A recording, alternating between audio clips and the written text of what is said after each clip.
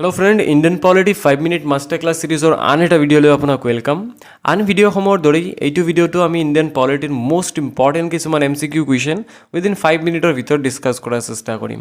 এতিয়া বলো কোনো ধৰণৰ এক্সট্ৰা টকিং নকৰাকৈ আজিৰ এই ভিডিওটো আমি স্টাৰ্ট কৰো আৰু ইয়াতে আপোনাক কৈ থও যে 22 তাৰিখে কাশ্মীৰৰ পেহেলগামত হৈ যোৱা টেৰৰিষ্ট এটেকৰ নিন্দা কৰি আৰু তাত যি কেইজন সিভিলিয়ানে নিজৰ প্ৰাণৰ আহুতি দিবলগীয়া হৈছিল তেওঁলোকৰ প্ৰতি শ্ৰদ্ধাঞ্জলি জনাই আজিৰ এই ভিডিওৰ থিমটো আমি ব্লেক ৰাখিছো। আৰু আজিৰ প্ৰথমটো প্ৰশ্নত আপোনাক সুধিছে the concept of single citizenship in the Indian Constitution was borrowed from which country's constitution?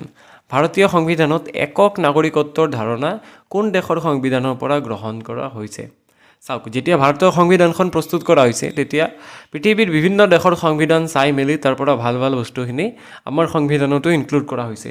তাৰে ভিতৰত এটা হ'ল একক নাগৰিকত্ব, যে যদি কোনো ব্যক্তিয়ে আন কোনো দেশৰ চিটিজেনশ্বিপ অলৰেডি লাভ কৰিছে তেখেত ভাৰতৰ চিটিজেন হ'ব নোৱাৰে। এইটো ধাৰণা কোনটো দেশৰ পৰা লোৱা হৈছে বুলি আপোনাক প্ৰশ্নত সুধিছে, and the answer will be United Kingdom, ইউকেৰ পৰা এইটো ধাৰণা লোৱা হৈছে। চাওক, যেহেতু 5 minute মাষ্টাৰ্ছ ক্লাছ সিৰিজৰ ভিডিও হয় তো বেছি এক্সপ্লেনেশ্যন নকৰোঁ আৰু উইদিন 5 মিনিটৰ ভিতৰত as much is possible question আমি এটেম্প কৰাৰ চেষ্টা কৰিম। And the next question is the idea of written constitution was taken from which country? লিখিত সংবিধানৰ ধাৰণা কোন দেশৰ পৰা গ্ৰহণ কৰা হৈছে? এই যে ভাৰতৰ সংবিধানখন লিখিত হ'ব লাগে বোলে, সেয়া option B United states of আমেৰিকাৰ পৰা গ্ৰহণ কৰা হৈছে। নেক্সট কুৱেশ্যনত আপোনাক সুধিছে the concept of supreme court in the Indian Constitution was borrowed from which country's constitution? ভাৰতীয় সংবিধানত সুপ্ৰিম কোৰ্টৰ ধাৰণা কোন দেশৰ সংবিধানৰ পৰা গ্ৰহণ কৰা হৈছে? এই যে ভাৰতত এখন সুপ্ৰিম কোৰ্ট থাকিব লাগে, এইষাৰ কথা কোনখন সংবিধানৰ পৰা লোৱা হৈছে? And that will be option B United states of আমেৰিকাৰ পৰাই লোৱা হৈছে।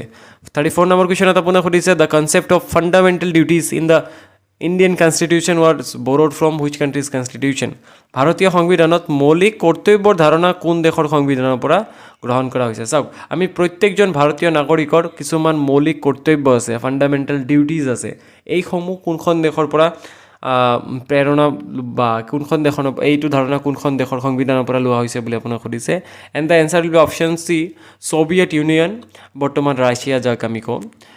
35 নম্বৰ কুৱেশ্যনটো হ'ল the concept of fundamental rights in the Indian Constitution was borrowed from which country's constitution? ভাৰতীয় সংবিধানত মৌলিক অধিকাৰৰ ধাৰণা কোন দেশৰ সংবিধানৰ পৰা গ্ৰহণ কৰা হৈছে? চাওক, আমাৰ কিছুমান মৌলিক অধিকাৰ আছে, সেই মৌলিক অধিকাৰসমূহৰ ধাৰণা কোনখন দেশৰ সংবিধানৰ পৰা লোৱা হৈছে বুলি সুধিছে, আৰু সেয়া হ'ব আমেৰিকাৰ পৰা। 36 নম্বৰ কুৱেশ্যনত আপোনাক সুধিছে the concept of the concurrent list in the Indian Constitution was borrowed from which country's constitution? ভাৰতীয় সংবিধানত সমবায় তালিকা। চাওক, কনকাৰেণ্ট লিষ্টত কি হয়, কিছুমান কাম ষ্টেট আৰু চেণ্টাৰে দুয়োটাই কৰিব পাৰে। সেইসমূহ কি কাম আমি বা কোনখন ডিপাৰ্টমেণ্ট, চিম্পলি বুজাই আছোঁ আপোনাক, যিসমূহ কামত চেণ্টাৰ আৰু ষ্টেট দুইজনৰে অধিকাৰ থাকে বা দুইজনৰ আণ্ডাৰত থাকে, সেয়া কনকাৰেণ্ট লিষ্টত অন্তৰ্ভুক্ত কৰা হৈছে। আৰু কনকাৰেণ্ট লিষ্টৰ ধাৰণাটো কোনখন দেশৰ পৰা লোৱা হৈছে বুলি প্ৰশ্নত সুধিছে, and the answer will be option B অষ্ট্ৰেলিয়াৰ পৰা কনকাৰেণ্ট লিষ্টৰ ধাৰণাটো লোৱা হৈছে। The concept of a joint sitting of parliament in the Indian constitution was borrowed from which countries constitution? চাওক, প্ৰশ্নসমূহ চাই আপুনি নাভাবিব যে আননেচেচাৰী প্ৰশ্ন হয়। এই প্ৰশ্নসমূহ প্ৰিভিয়াছ ইয়েৰ বেছ প্ৰশ্ন হয়। SSC RRB even Assam state level বিভিন্ন কম্পিটিটিভ এক্সামত অলৰেডি এনেধৰণৰ প্ৰশ্ন আহি গৈছে। আৰু প্ৰশ্নত সুধিছে যে ভাৰতীয় সংবিধানত সংসদত যৌথ অধিৱেশনৰ ধাৰণা কোন দেশৰ পৰা গ্ৰহণ কৰা হৈছে? And the answer will be option B অষ্ট্ৰেলিয়াৰ পৰাই লোৱা হৈছে জইণ্ট চিটিং অফ পাৰ্লিয়ামেণ্টৰ ধাৰণাটো। 38 নম্বৰ কুৱেশ্যনত আপোনাক সুধিছে the concept of suspension of fundamental rights during an emergency in the constitution was borrowed from which countries constitution? ভাৰতীয় সংবিধানত জৰুৰীকালীন অৱস্থাত মৌলিক অধিকাৰ স্থগিত কৰাৰ ধাৰণাটো কোনটো দেশৰ সংবিধানৰ পৰা লোৱা হৈছে? যে আমাৰ যিসমূহ মৌলিক অধিকাৰ আছে ইমাৰ্জেঞ্চিৰ সময়ত সেইসমূহ ছাছপেণ্ড কৰা হ'ব।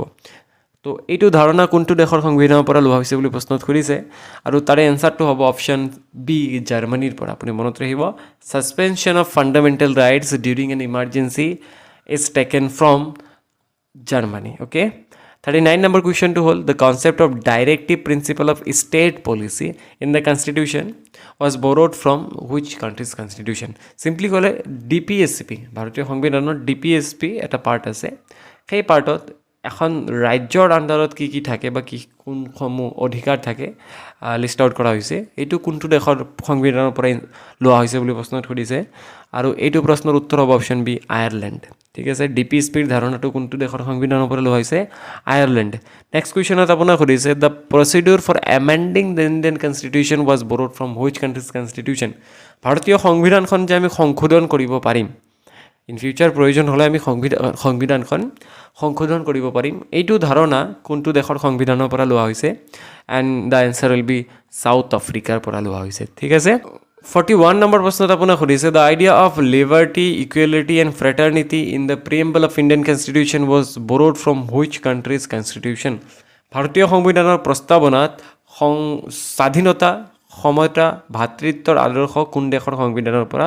গ্ৰহণ কৰা হৈছে এই যে লিবাৰ্টি ইকুৱেলিটি আৰু ফ্ৰেটাৰ্নিটি এইটো ধাৰণা কোনটো দেশৰ সংবিধানৰ পৰা লোৱা হৈছে বুলি প্ৰশ্নত সুধিছে and the answer will be French option C will be the correct answer next কুৱেশ্যনত আপোনাক সুধিছে under which article of the Indian constitution is the constitution amended ভাৰতীয় সংবিধানৰ কোন অনুচ্ছেদৰ অধীনত সংবিধান সংশোধন কৰা হয় চাওক কোনটো আৰ্টিকেলৰ আণ্ডাৰত আমি সংবিধানখনকে এমেণ্ড কৰিব পাৰোঁ বুলি প্ৰশ্নত সুধিছে আৰু ইম্পৰ্টেণ্ট প্ৰশ্ন হয় কম্পিটিটিভ এক্সামত এইটো প্ৰশ্ন আহি থাকে and the answer will be option A article 368ৰ আণ্ডাৰত আমি ভাৰতীয় সংবিধানখন সংশোধন কৰিব পাৰোঁ নেক্সট কুৱেশ্যনত আপোনাক সুধিছে 44 নম্বৰ কুৱেশ্যন হ'লে হয় which of the following is not a way to acquire citizenship of India তলত দিয়া কোনটো উপায়ে ভাৰতীয় নাগৰিকত্ব লাভ কৰা নাযায় by birth by descent by marriage নে বাই ৰেজিষ্ট্ৰেশ্যন তো মনত ৰাখিব কাৰেক্ট এনচাৰটো হ'ল অপশ্যন চি বাই মেৰিজ আমি ভাৰতীয় নাগৰিকত্ব গ্ৰহণ কৰিব নোৱাৰোঁ কোনোবা পাকিস্তানীয়ে যদি ভাৰতীয় ছোৱালী এজন বিয়া পাতি লয় তেনেহ'লে তেখেত কিন্তু ভাৰতৰ নাগৰিকত্ব লাভ নকৰে তো এইটো ছিষ্টেম ইণ্ডিয়াত নাই